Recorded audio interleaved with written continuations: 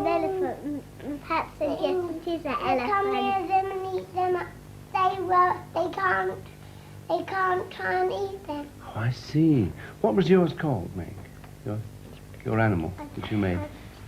A flesh-eating dinosaur. A flesh-eating dinosaur. And yours was a leaf-eating dinosaur. I decided to change it into a flesh-eating dinosaur. Great big. Well, shall I tell you a story about animals? Yeah. Well, now, listen very carefully. This isn't just a children's story. There's much more to it than that. The story dates from the 13th century, and it's really what this program is all about. Once upon a time, there was a lion who lived in a forest. And he got very thirsty, so he thought he'd have a drink of water. So he went through the forest, and then he found a pool of water, and he looked in it, and then he saw, as he thought, another lion looking back out of the water. Why was that?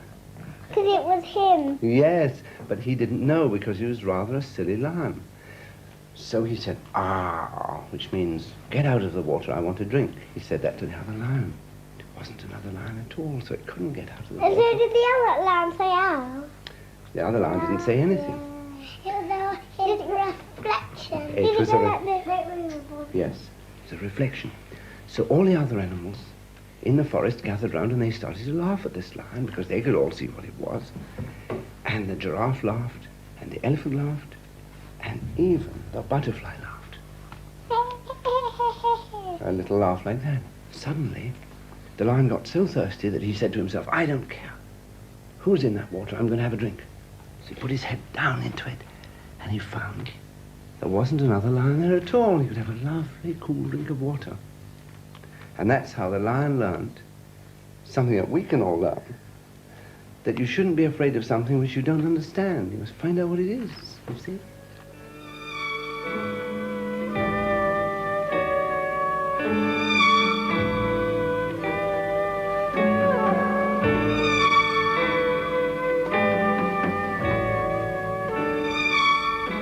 There is an old saying, "Man is asleep. Must he die before he wakes up?"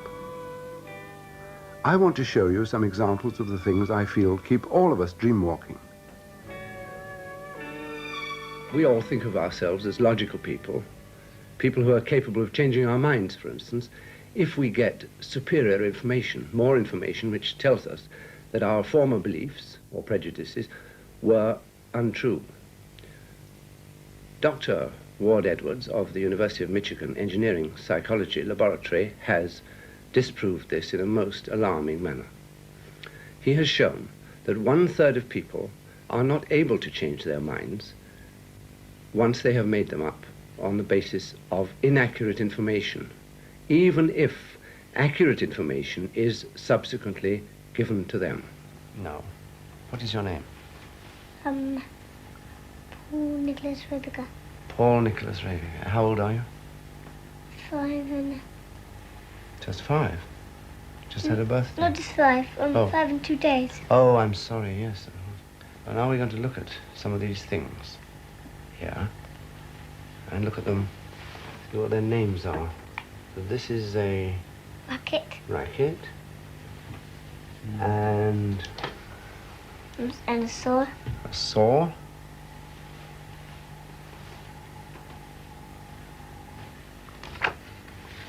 Kangaroo. Kangaroo. Effluent. What was that? Effluent. What are these? Bananas. Bananas. At the moment, this little boy still uses wrongly learnt names for 1 or 2 objects. He agrees that they're wrong and that it is illogical to persist. Eventually, he will put it right. But adults lose the honesty and vitality of children and often settle into lives full of contradictions. I had an interesting example of this not long ago when I was listening to the Jimmy Savile show on radio. Jimmy Savile asked his audience whether there was anybody who objected to the presence of immigrants in this country, and if so, why? And a lady stood up and said, "Yes, I do." And Jimmy Savile said, "Why?" And she said, "Because they're going to crowd us out. There are going to be more and more of us and of them, and there won't be any room for all of us." So Jimmy Savile said, "Does anybody have anything to say to that?" And another man stood up and said, "I have the figures here. emigration from this country is much greater than immigration. And we're likely to be less people here rather than more. So the lady's point is wrong. Jimmy Savile said to the lady, "What have you got to say to that?" And she said, "I don't believe it." Too often we are unaware of the way we disregard inconvenient information. Too often we are quite unconscious of the true origins of our behavior. Labels can very often be more effective than reason. There's a story in this paper about it. People often make decisions which will cost them money on the basis of irrational evidence. The Ford Motor Company carried out an experiment in which they got a bunch of hard-bitten Ford motor dealers and they asked them to make an offer for a used car. The highest offer they got was £150. Then the Ford people put a couple of labels under the bonnet and they sprayed the upholstery with the smell of fresh leather, and they called the dealers in again, and this time the car was snapped up for £230.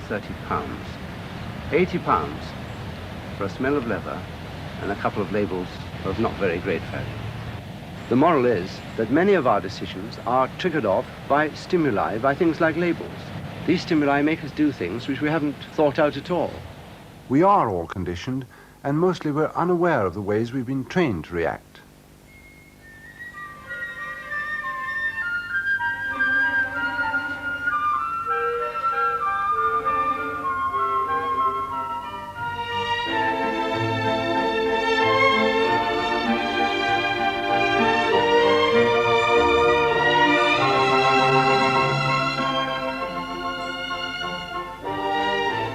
Looks like a game of hide and seek, doesn't it?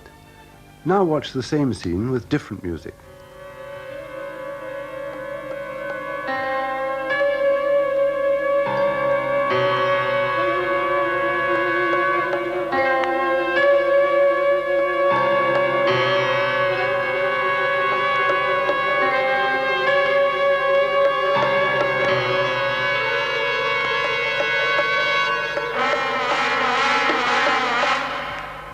Most of our assessments are made unconsciously.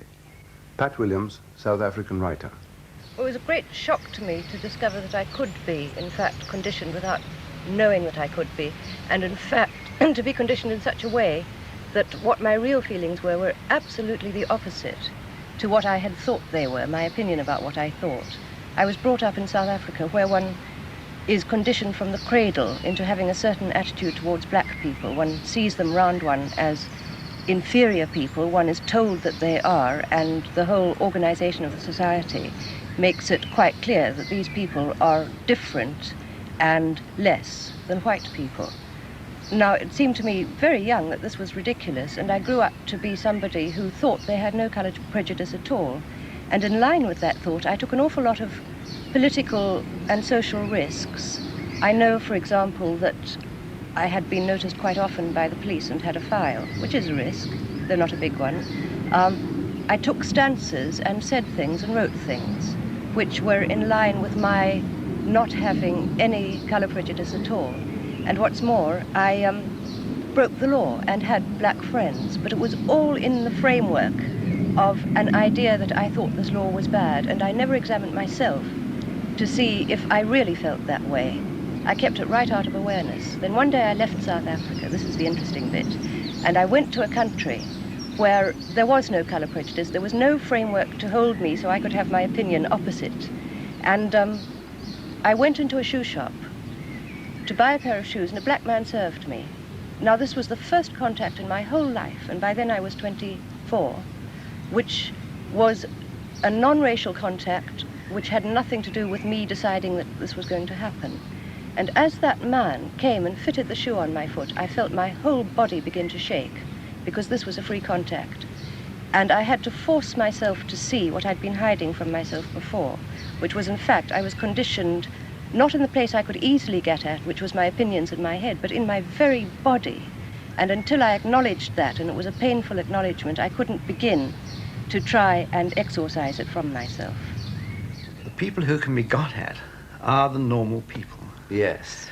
You are normal because you do accept a large amount of the tiness, of the people amongst which you live. Dr. William Sargent is head of psychological medicine at St. Thomas's Hospital. He is well known for his special study of conditioning and unconscious brainwashing. I've no doubt at all that suppose Hitler had conquered England and Hitler had then run all the public schools and all the secondary education, that perhaps 70% of the new generation in England could have been brought up with Hitlerite viewpoints. But although the normal people are get-atable, there are always in the population a group of people who are either mad or near mad or what we call obsessive, who can't be got at by these techniques. So we have an interesting situation of paradox, really. Yes, but it is these people who are not going to accept the group indoctrination that are going to make the great advances. I mean, Newton, had to go on believing for many years against all comers that gravity was not God, so to speak, although he was prepared to admit gravity might be God, but that gravity moved at G plus 32. And he said in this respect that he wished to point out that if God was involved, God did move in G plus 32. But you see, he was one of these extraordinary people who really was a crackpot. His great interest was the prophecies of the book of Daniel, the significance of the seven-headed beast and that sort of thing. And he would spend 16 hours a day in his rooms at Trinity, going over and over this biblical prophecy. Now, he looked upon gravity as a mere sort of sideline.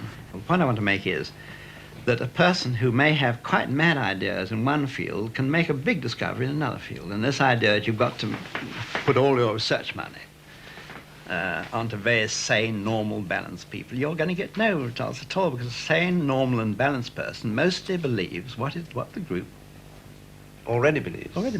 It's not that we'd all become Isaac Newtons if we were less conformist, but we must surely come to realize that our desire to cooperate and our fear of being thought inadequate in trying circumstances very often prevent us from seeing reality.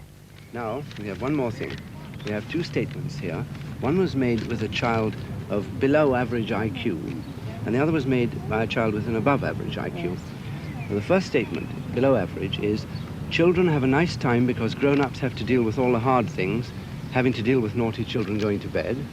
Yes. And the above average IQ child said, maybe guinea pigs play hide and seek, but we don't know. Do they play? Do guinea pigs play games? I don't know. Maybe they play hide and seek, but we don't know. Do you like games? Now, in fact, both lots of statements came from my daughter Sarah. They'd been divided quite arbitrarily, and the object of our experiment was to see whether anyone would say that there was insufficient evidence to go on, or even to admit that they weren't personally qualified to judge IQ differences. Yes. And why do people have mummies and daddies? Well, people wouldn't be there if they didn't have mummies and daddies. I see. People wouldn't be there if they didn't have mummies and daddies. People get bored if they don't play games. Now, what do you think about those two statements? Can you see the difference in their intelligence from their statements? And why do you think there is a difference?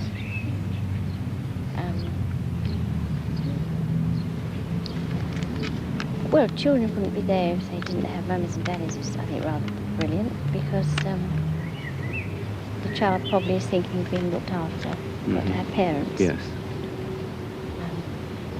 That's the above average. That's the above average, yes. Yeah. Well, I suppose a child gets bored with all work, schoolwork, and they like their games. Yes. And they feel that it's better for them. Yes. The below average child,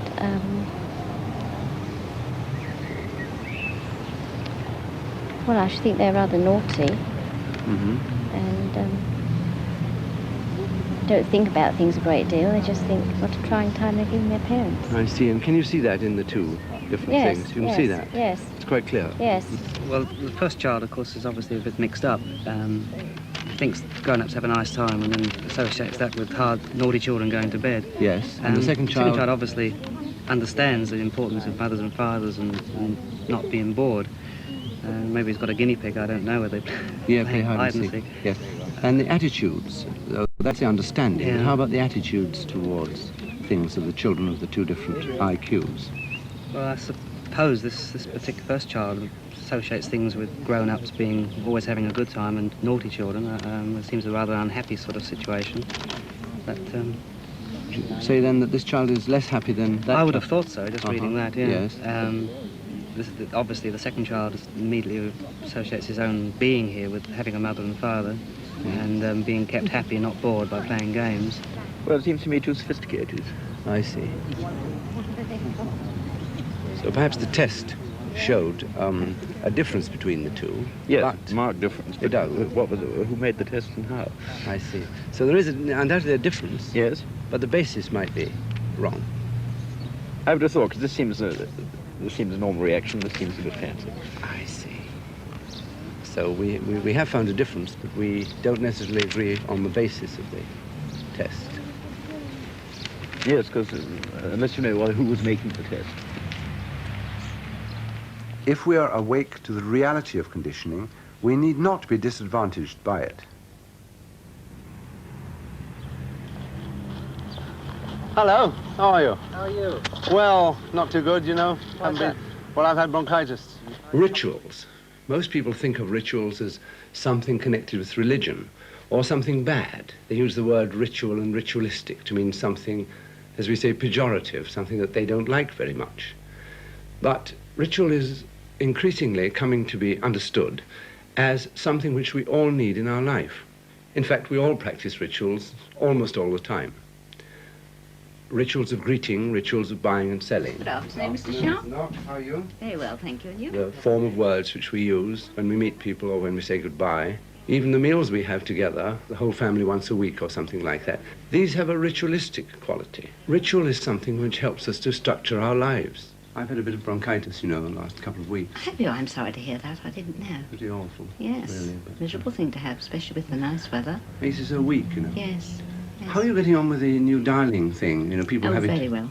Are people learning how to use the... Yes, one or two of the old age pensioners are finding it difficult to master, but it's very much nicer, I think. Oh, yes, I think To it's dial it easier. through, And yes, it much saves, quicker. saves time, yes. Yes. Can you tell me the airmail, that's really what I gave, airmail rates to America, have they changed lately? No, they're still the same. We've been talking about ritual. I'm sure people are going to gain the impression that one is against ritual, it's got to be got rid of. There's no... I don't think it has to be got rid of.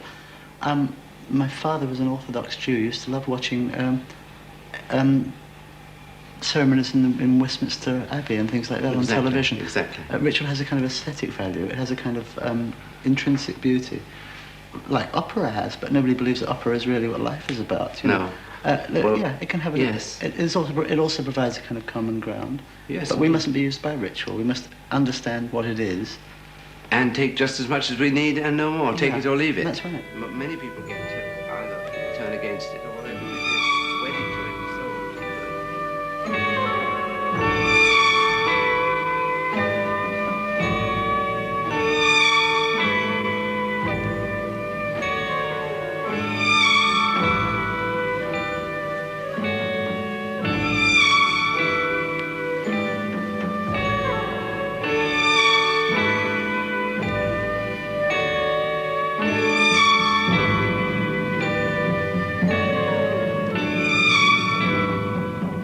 There's kind of very evident ritual in, let's say, the comic form, you know, that the chaplain, the small man, defying authority, is a ritual. It's a ritual the audience want to observe.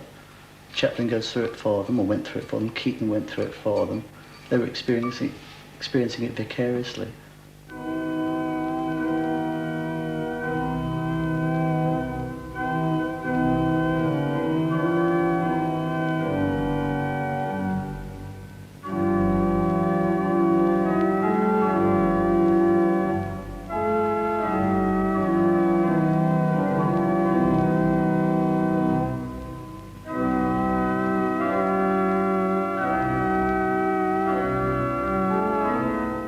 A lot of the comedy I do is probably kind of like anarchy by proxy, you know, to kick a policeman up the arse in a sketch. I'm doing it on behalf of a lot of people who would like to kick policemen up the arse. So in a sense, they've had that experience by absolutely. identifying with it. Yeah, and they I think know so. something of what it's like. I So think this is true of a lot of comedy, that there's almost inevitably most comics seem to work against authority figures, violently against authority figures. They're doing this really on behalf of the audience, whether it's subconsciously, whether they're doing it consciously is irrelevant. The audience wants to do those things. It wants to throw bricks through windows. It wants to shout and scream and tear its clothes up, and you're doing it for them. You know? Does it want to do that? Does the audience want to do that to release emotion? Because I think so. Because the forms of release of emotion are not available. I think this is very true. I think that the current sort of skinhead phenomena is really these people have no other forms of release for this kind of pent-up feelings of violence. You know, one doesn't approve of it, but one understands it.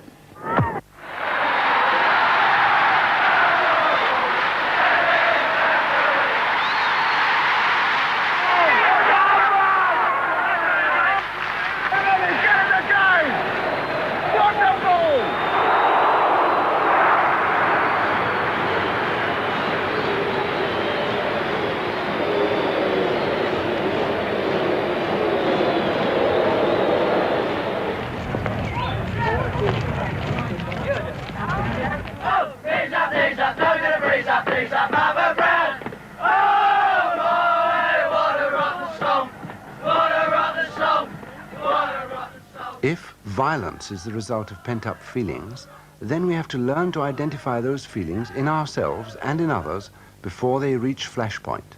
Above all, we have to give one another more attention.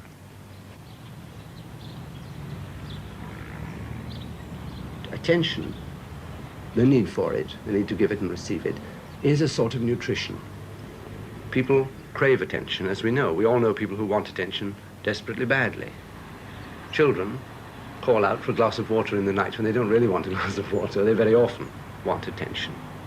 They want reassurance. But the basic thing is attention. People might say, well, animals attract attention or avoid attention or give one another attention, as, for instance, you can see monkeys grooming one another. It's called grooming.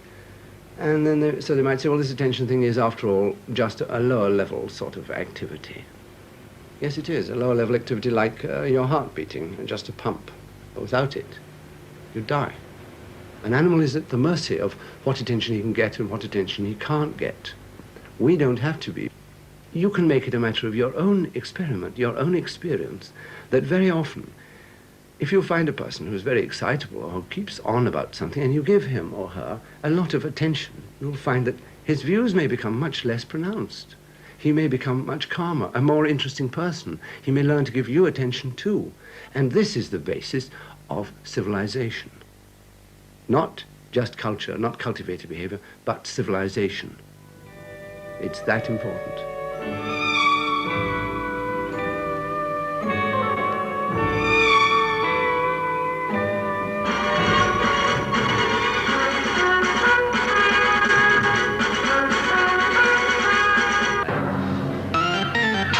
Time for national. A group of Conservative MPs are urging the June government trade not figures out today are the worst. Geoffrey Leaf of the London website.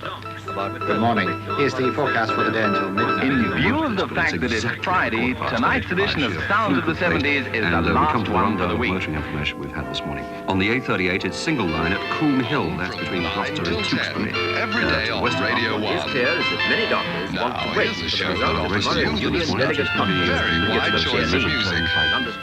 Information which actually tells us striking facts about our own behavior pours out from everywhere. But how much of a newspaper, for instance, do we retain? Did you read the morning paper? Any morning paper? Yes. Can you tell me what the big stories were? Well, first of all, about the common market and Anthony Barber going off and saying what his policy on the common market is going to be. What else? Secondly, Maudlin going off to Ulster to lay down the law about rioting in Londonderry. Well, those are the two big stories. Mr. Thorpe's wife being killed was another. The Liberal leader's death of his wife. Yes. That, I fear, is all. I've been playing golf, so I haven't read an awful lot. Well, I can't say I can remember anything offhand now.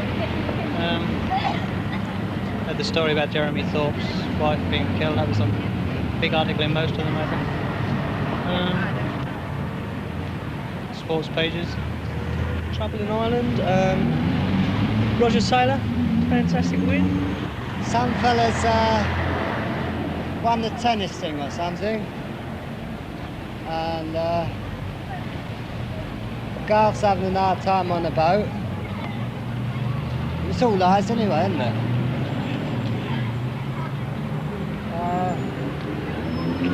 But the main headlines, I don't know, where are they? Someone's been murdered or something. I sat down and read the Mirror for 15 minutes while I was eating my breakfast in the transport cab. Hardly if I can remember. We remember what touches us, what we recognize as interesting. We are looking for the familiar.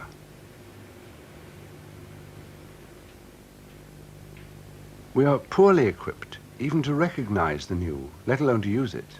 By and large, the new information passes straight through us to end up, perhaps, like this, pulped in a paper mill.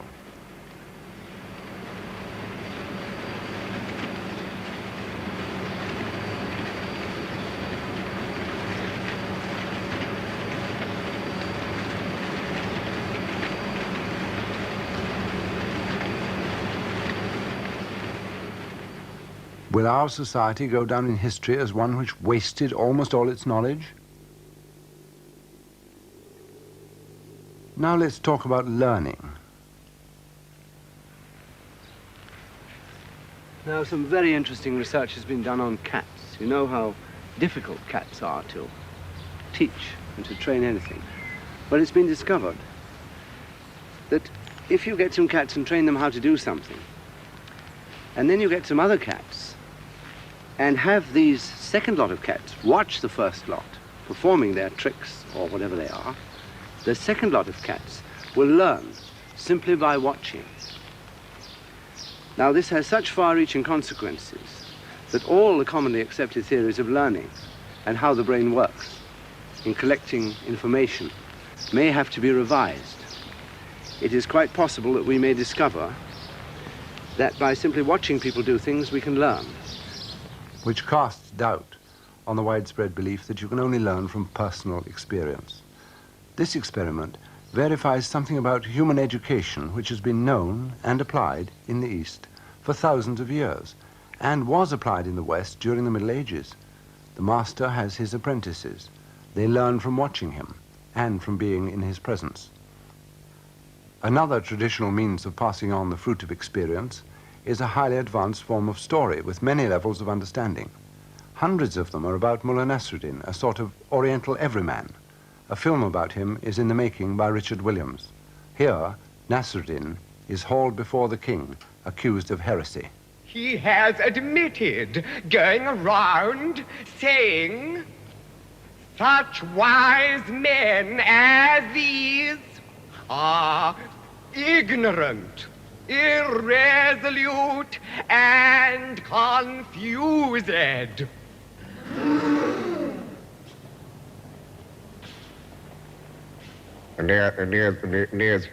Nasruddin, you may speak first. May I ask the learned ones a question? Proceed. O wise men, what is bread? Weird, stupid question. Go on.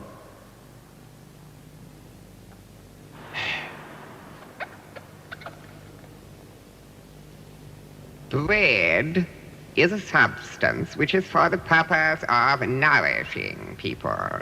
It is, in fact, a food.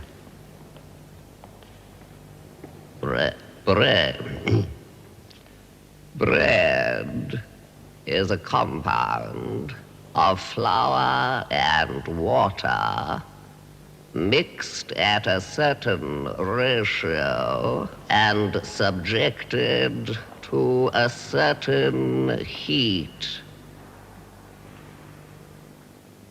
It is a blessing which descends as manna from the heavens. It is a gift from God, notwithstanding man's iniquity and undeserving state. Bread is a substance from which man draws nutriment.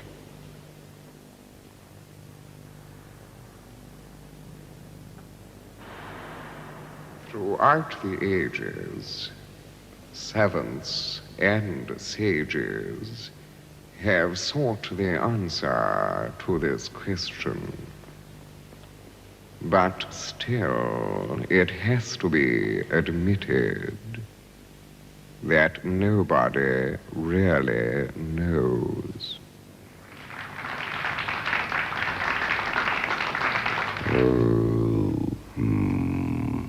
Your Majesty, how can you trust these men? Is it not strange that they cannot agree on the nature of something they eat every day, yet are unanimous that I am a heretic?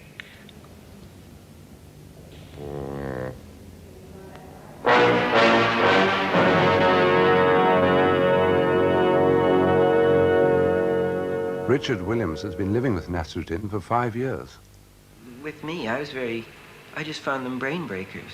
As you remember, I was going around heavily about it, and then I kind of just started to like them. And I found they pop up like people here. They say, oh, good heavens. And then you quote the punchline, which relates to a situation. Anyway, gradually, you like it more and more. Yes. Whereas first when you hear it say, Mullah Nasruddin, what the hell is that? Ever is that, yes.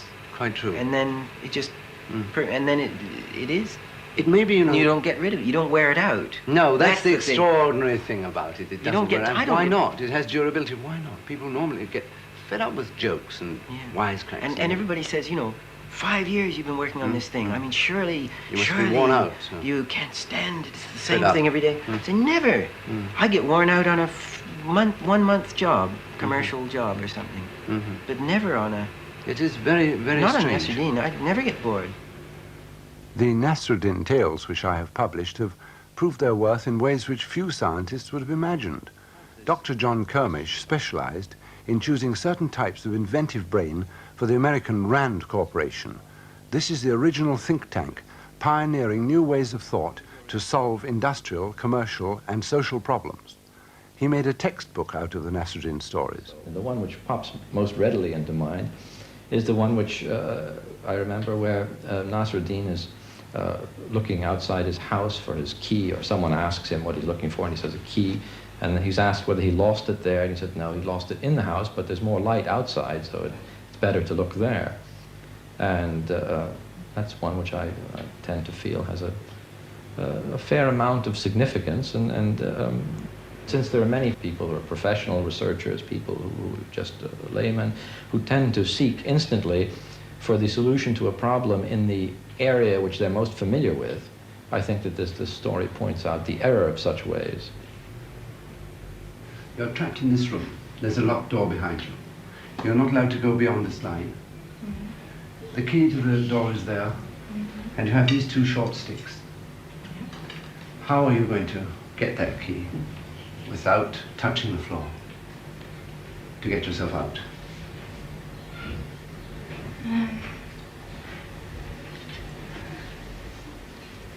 Let's see. No, can't do that.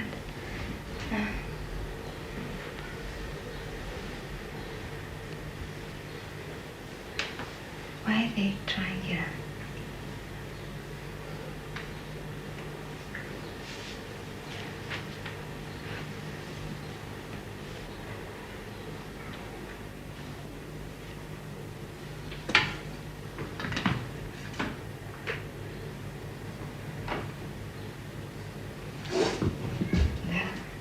It's impossible, isn't it? I'm sure it isn't impossible, but it's impossible to me. No, you're trapped in this corner. In time, she may realize that she can tie the 2 sticks together with her clothing, or with a string supporting the picture on the wall, a picture she hasn't noticed. But in a real-life situation, is she going to notice her own interest in time? During the years which I spent at the Rand Corporation, I always felt that the most valid thing that Rand had, and its people had contributed to the field of research was the so-called interdisciplinary approach. That is, don't rule anything out when you're trying to solve a problem, because you never know in which discipline or in which area the solution may lie. The problem is to get this glass of water suspended over this bowl by means of these 3 sticks without spilling any of the water and without having the glass of water touching the rim or being above the rim. So I understand that the glass has to be above the rim, it can't be below the rim. It can't be below the rim. It's all yours.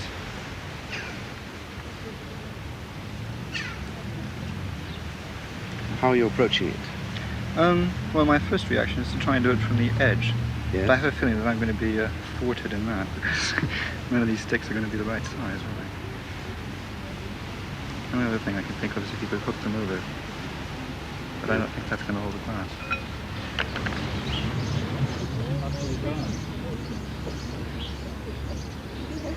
You overlapping? I'm not overlapping, but I'm not holding either. Can I keep playing then? Oh, yes. And that's They're on the rim. Doesn't qualify. Doesn't qualify. How? Where's inside? I have to be inside this inside edge. Yes, sir. Okay. And the only thing I can think is you're going to build a platform of some kind. Mm-hmm. Maybe I can't build one. I don't know. No, you can. I'll tell you that much. It can be done. By making the wrong assumptions, the solution to the problem is made even more remote. Now, you want to know how it's done? Okay. Right?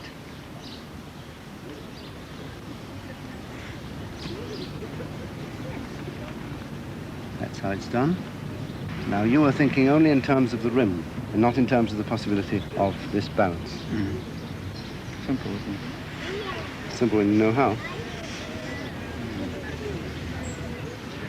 Confined thinking can actually be dangerous. Dangerous because, even although it may be logical, it may prevent you from knowing what a problem is. And it may also prevent you from knowing how to solve a problem once presented to you. I'll tell you a story. Once upon a time, there was an old man who didn't want his children, his 3 sons, to fall permanent victims to confined thinking. So when he drew up his will, he deliberately left a herd of 17 camels to these 3 boys with the instructions that the first son should have 1/2 of all the 17 camels, the second son should have 1/3 of the total 17 camels, and the third son should have 1/9. Well, of course, when he died and the 17 camels were paraded in front of these young men, they discovered they couldn't do a thing about it. Because 2 doesn't go into 17, 3 doesn't go into 17, and 9 doesn't go into 17. So they wondered whether they could sell the camels, but that would have infringed the terms of the will. They thought if they cut the camels up, that would not only violate their father's intention, but it wouldn't be nice for the camels either. And thus they had only one thing to do, and that was to find a wise man who could advise them. After a lot of difficulty, they finally located a wise man. And he looked at the problem, and instead of trying to divide anything at all, he said, I shall add 1 camel of my own to this herd, making a total of 18 camels. Now we may proceed to discharge the terms of your father's will. Now I have here beans to illustrate the herd of camels. The wise man said, 1/2 of all the camels go to the first son. There are 18. We therefore get 9 camels here. 2, 4, 6, 8, 9. 1/3 of the herd goes to the second son. 3 into 18. 1, 2, 3, 4, 5, 6. And the third son was entitled to 1/9, which is 2 camels. 1, 2. Making a total of 17, and leaving 1 camel, which happened to be the wise man's camel. So he took it back, returned it to his flock. Having satisfied the terms of the old man's will, and having taught his sons something which the Father had intended from the beginning. At times in our lives, we've all felt that life is rich in possibilities. But in our everyday life, we make elaborate preparations for misfortune. I would consider, basically, as far as I'm concerned, pessimist. Pessimist? Yes, and anything which goes on from there is obviously better. Is that your philosophy of life? Well, yes, I mean, if one is optimist, one continually gets banged down, keeps getting, let's say, banged on the nose, if you like. So if one accepts the worst, anything on top of that, it's pure bonus. I'm always optimistic about everything, and even when everything's going wrong, I tend to be forcibly cheerful, I suppose, because although things are going to be wrong for the while, they're always going to improve in the end. I tend to sort of fear the worst, you know, and hope for the best. I don't. Is this, to fear the worst, is this some kind of insurance against the worst? Yes, it is, slightly. Yes, it is, yes. Then I don't like to hope for the best, because then I think I'll be so disappointed if it doesn't come, you know what I mean? Does it work? Do you find it works, or do you feel it works? Yes, I think I feel it works, yes, quite often.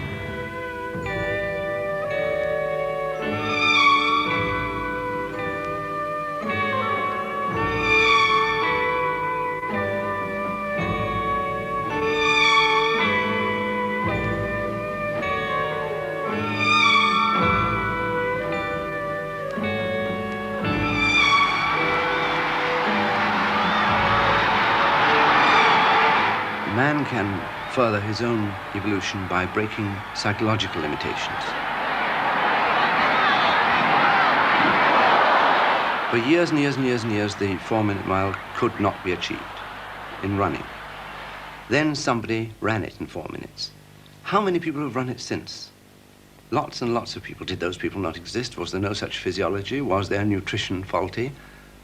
Or have they transcended their limitations because they know it can be done, or because they think it might be done? What fascinates me about the Western world is that notionally and theoretically, limitations are there to be broken, but in fact, we get this constant accretion of pessimism, which effectively prevents evolution in this form going ahead.